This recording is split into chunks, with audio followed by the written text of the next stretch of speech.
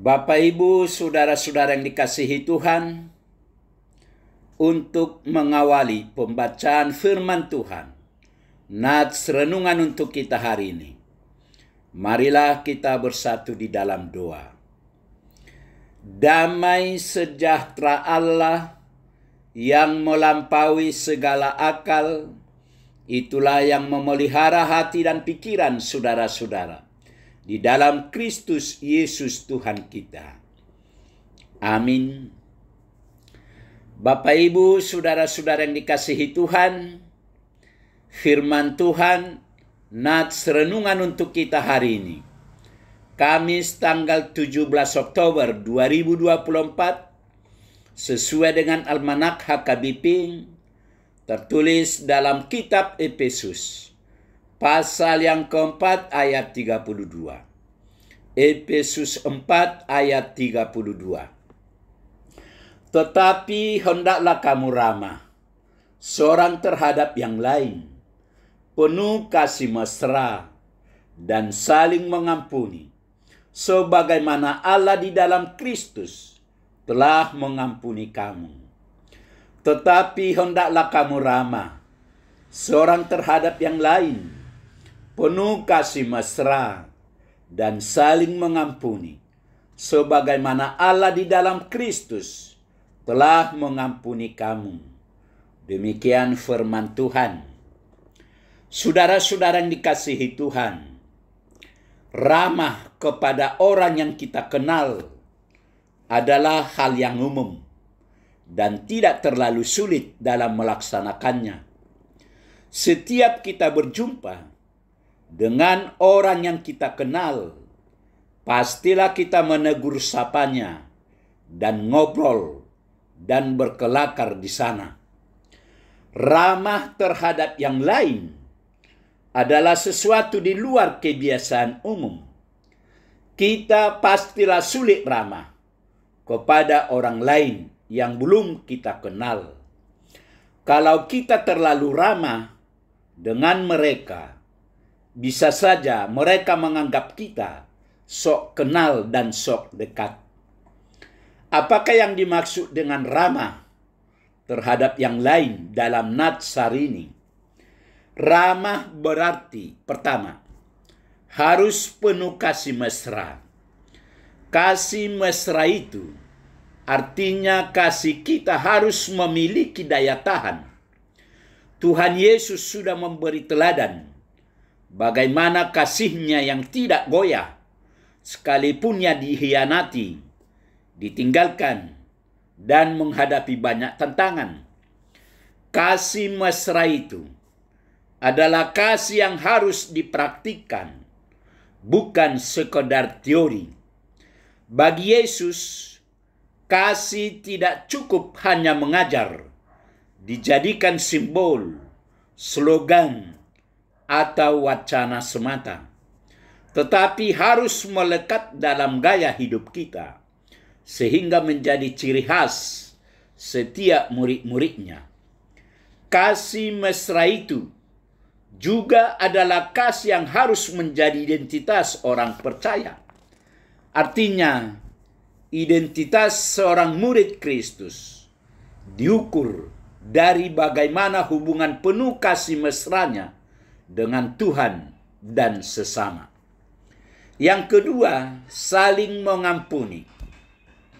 Pengampunan adalah kunci bagi semua hubungan yang sehat, yang kuat, dan kekal abadi. Itulah sebabnya kita harus paham betapa pentingnya mengampuni. Mungkin kita telah memutuskan untuk tidak memaafkan seseorang yang telah bersalah kepada kita. Tebak siapa yang akan terluka? Kita sendiri. Menyimpan kebencian dan tidak mengampuni akan merugikan kita. Terlebih lagi dari orang-orang yang tidak mau kita maafkan tersebut. Jika kita ingin menjadi sehat dan bersemangat secara rohani, maka kita perlu belajar untuk mengampuni. Yesus mengajarkan kita untuk berdoa, dan dalam doa itu kita memohon, dan ampunilah kami akan kesalahan kami, seperti kami juga mengampuni orang yang bersalah kepada kami. Matius 6 ayat 12. Kita mungkin berpikir mereka tidak pantas mendapat pengampunan dari kita. Bagaimana dengan kita? Bagaimana denganku? Kita semua tidak layak mendapat pengampunan dari Allah. Namun karena kasih-Nya kita diampuni. Pengampunan kita tidak bergantung pada mau atau tidaknya kita memaafkan orang lain. Tetapi mengampuni orang lain haruslah atas dasar pengampunan Allah yang murah kasih dan murah hati atas kita. Pengampunan yang diberikan kepada kita oleh Kristus adalah atas kebaikannya dan kematiannya dan kasih-Nya untuk kita. Bila kita sudah mengetahui apa yang telah Kristus lakukan untuk kita, maka kita pun harus mengampuni orang lain. Alkitab mengatakan, tetapi hendaklah kamu ramah seorang terhadap yang lain, penuh kasih mesra, dan saling mengampuni, sebagaimana Allah di dalam Kristus telah mengampuni kamu. Efesus 4 ayat 32.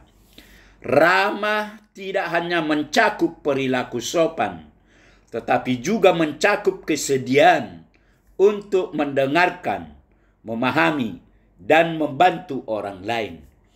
Ini adalah dasar dari hubungan yang baik. Kasih mesra adalah bentuk kasih yang tulus dan mendalam. Ayat ini mengajarkan kita untuk mencintai sesama kita dengan kasih yang lebih dari sekedar kata-kata, tetapi melibatkan tindakan dan perasaan yang mendalam. Saling mengampuni adalah kunci untuk menjaga hubungan yang sehat.